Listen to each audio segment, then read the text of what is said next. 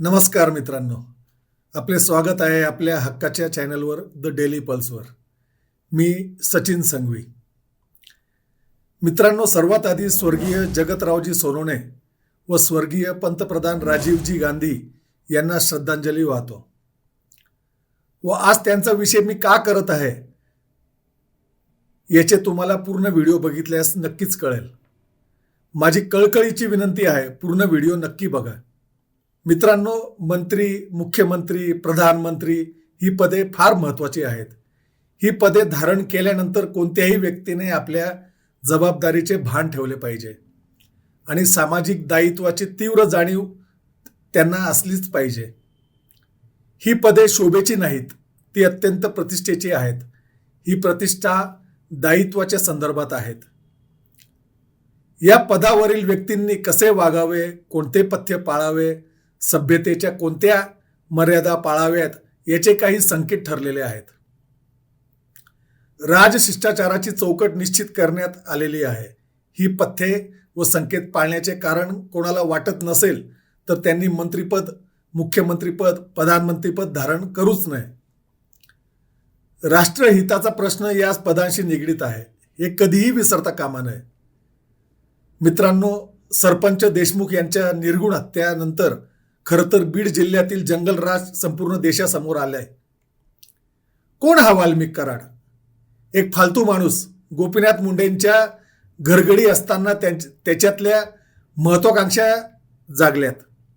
मग तो हळूहळू पंडितराव मुंडे व धनंजय मुंडे यांच्या अधिक जवळ जाऊ लागला. धनंजय मुंडेला सुद्धा कोणी घरभेदीची गरज हवीच होती, कारण पंडितराव मुंडे व धनंजय मुंडे यांना सुद्धा काही राजकीय महत्वाकांक्षा होत्या. पंडितराव मुंडे, धनंजय मुंडे हे गोपीनाथराव मुंडे यांचे स्थानिक राजकारण सांभाळत होते. त्यातच त्यांनी त्यांच्या मुलीला राजकारणात पुढे केले. त्याचा फायदा आधी शरद पवारांनी घेतला व पवार साहेबांनी त्यांना त्यांच्या राष्ट्रवादी काँग्रेसमध्ये सामील केले. मग सत्तेचा राजकारण आलं की मग त्याचाच अर्थकारण आलेच. मग तिथे आयतं मांडलेलं होतं थर्मल पॉवर प्लांट व त्याची राख. मग सत्तेचा वापर करून कधीही टेंडर न निघू देणे व तेथील हजारो कोटी रुपयांची राख लाटली जाऊ लागली. त्यात मग आसुरी पद्धतीने जो पैसा मिळत होता, तो आसुरी पद्धतीचा मिळणारा पैसा नियमित टिकवण्यासाठी आसुरी पद्धतीचेच अवलंब केले गेले. वाल्मिक कराड हा टोळीचा म्होरक्या आहे व त्याचा म्होरक्या हा धनंजय मुंडे आहे. ते आता संपूर्ण जगासमोर आलेलेच आहे. धनंजय मुंडे मंत्री आहेत. अजित पवार त्यांच्या पक्षाचे अध्यक्ष आहेत. ते त्याचा राजीनामा मागत नाही व धनंजय मुंडे पण राजीनामा देत नाहीत. देवेंद्र फडणवीस राज्याचे मुख्यमंत्री आहेत. त्यांनाही अधिकार आहे धनंजय मुंडेचा राजीनामा घेण्याचा, पण तेही मागत नाही आहेत. बाकी सर्व मी या बाबतीत माझ्या मागील भागात मांडलेलंच आहे. त्याची लिंक मी डिस्क्रिप्शनमध्ये टाकेल, ती तुम्ही जरूर बघा, जर तो व्हिडिओ भाग बघितला नसेल तर. मित्रांनो, सर्व एवढं भयंकर प्रकरण असताना वरील उल्लेख केलेल्या मंत्र्यांनी त्यांची सामाजिक व राजकीय जबाबदारी पार पाडणे हे एक संकेत आहेत. पण आसुरी पद्धतीचा, सत्तेचा माज, संख्याबळाचा माज असल्यामुळे हे सर्व राजकीय व असामाजिक घडत आहे. अशातच मला आठवते, मला पितृतुल्य असलेले स्वर्गीय जगतराव सोनवणे यांचा एक वृत्तपत्र होता, दैनिक मतदार. तो पूर्ण महाराष्ट्रात फार प्रसिद्ध होता. एकेकाळी तो खरोखर पूर्ण महाराष्ट्रात फार प्रसिद्ध होता व त्यावेळेस आशिया खंडातील सर्वात मोठा भ्रष्टाचार झालेला होता, धुळे जिल्हा परिषद अपहार कांड. त्यावेळेस मुख्यमंत्री होते शंकरराव चव्हाण. आज जसा तिथे वाल्मिक कराड आहे तसा त्यावेळेस धुळ्यात होता भास्कर वाघ. त्यावेळेस देखील मुख्यमंत्री शंकरराव चव्हाण व काँग्रेसचे इतर धुळे जिल्ह्यातील नेते असेच बेजबाबदारपणे वागत होते व भास्कर वाघला पाठीशी घालत होते. भास्कर वाघ हा धुळे जिल्हा परिषदेतील एक सर्वसाधारण लिपिक होता व तो त्याच्या लिपिक पदाचा गैरवापर करत राजकीय नेत्यांच्या मदतीने अथवा पाठराखणाने आपले नियमित भ्रष्टाचार करत होता. त्यावेळेस स्वर्गीय जगतराव सोनवणे त्यांचे स्वतःचे वृत्तपत्र दैनिक मतदार त्या माध्यमातून भास्कर वाघचे रोजच्या रोज नवनवीन भ्रष्टाचार उघडकीस आणत होते व दुसरीकडे मुख्यमंत्री शंकरराव चव्हाण व इतर धुळे जिल्ह्यातील नेते भास्कर वाघद्वारे भरल्या जाणाऱ्या सार्वजनिक कार्यक्रमांमध्ये नियमित सामील होत होते. वारंवार भास्कर वाघाच्या घरी जाणे या बाबी मुख्यमंत्री व मंत्रिपदावर असणाऱ्या व्यक्तींच्या बाबतीत गंभीर अपराध ठरतात.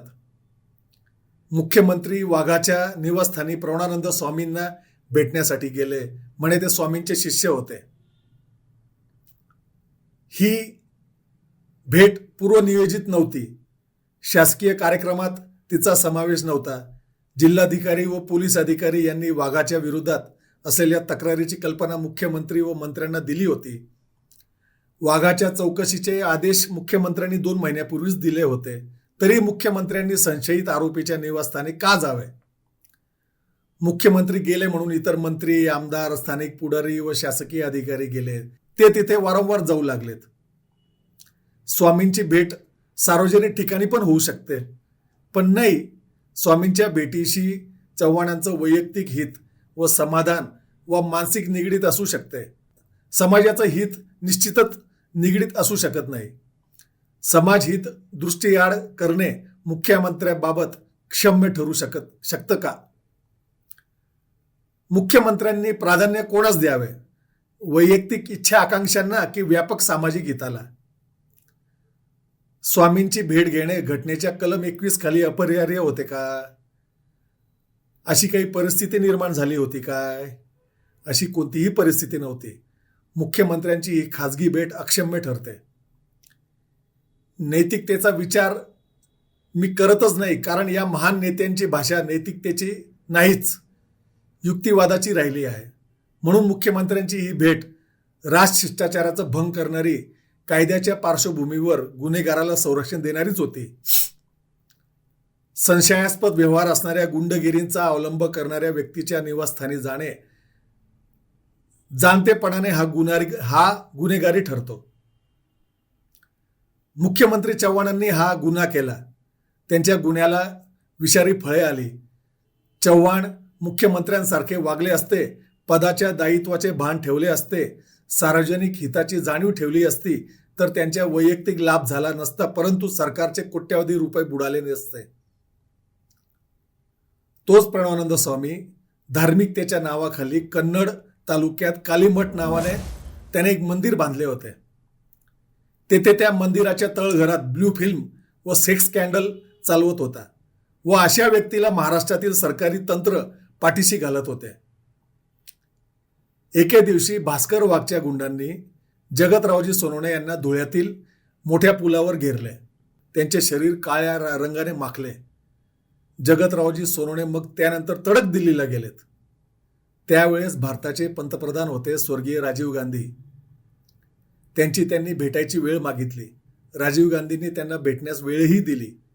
त्यावेळेस जगतरावजी सोनवणे यांनी राजीव गांधी यांना भास्कर वाघाच्या संपूर्ण भ्रष्टाचाराची फाईल त्यांना सुपूर्द केली व सर्व महाराष्ट्रातील परिस्थिती समजावून सांगितली.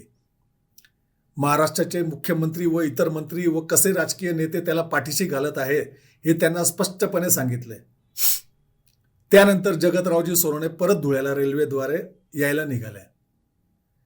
ते धुळ्याला घरी पोचत नाही तोपर्यंत पंतप्रधान राजीव गांधी यांनी महाराष्ट्रातील स्वतःचेच काँग्रेस सरकार, मुख्यमंत्री व सर्व मंत्री संत्री यांना न जुमानता जगतरावजी सोनवणे यांच्या निवासस्थानाला व संपूर्ण कुटुंबियांना CRPF ची सुरक्षा प्रदान केली व जगतरावजी सोनवणे धुळ्याला पोहोचण्याच्या पूर्वीच CBIने भास्कर वाघला अटक केली व जेलमध्ये टाकले व तो आजच्या तारखेपर्यंत सुद्धा भास्कर वाघ जेलमध्येच आहे.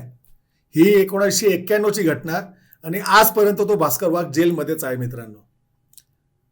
तर मित्रांनो, सार्वजनिक जीवनात एका पत्रकाराचे किती महत्त्व असते व संवैधानिक पदावर बसलेल्या राजकीय नेत्यांचे किती महत्त्व असते, त्यांच्या समाजाभिमुख वर्तणुकीचे सामान्य जनतेच्या समोर वागणुकीचे काय संकेत असले पाहिजेत हे वरील प्रकरणावरून समजते. काय तसेच सामाजिक संकेत पंतप्रधान नरेंद्र मोदी, राज्याचे मुख्यमंत्री देवेंद्र फडणवीस, उपमुख्यमंत्री अजित पवार, मंत्री धनंजय मुंडे यांच्याकडून पाळले जाते आहेत का, याचा विचार करणे फार आवश्यक आहे मित्रांनो. तुम्ही नक्कीच याचा विचार करा आता मी आपली रजा घेतो. आपले काय मत आहे ते नक्की व्हिडिओमध्ये कमेंटद्वारे नक्की कळवा. नमस्कार, मी सचिन संघवी.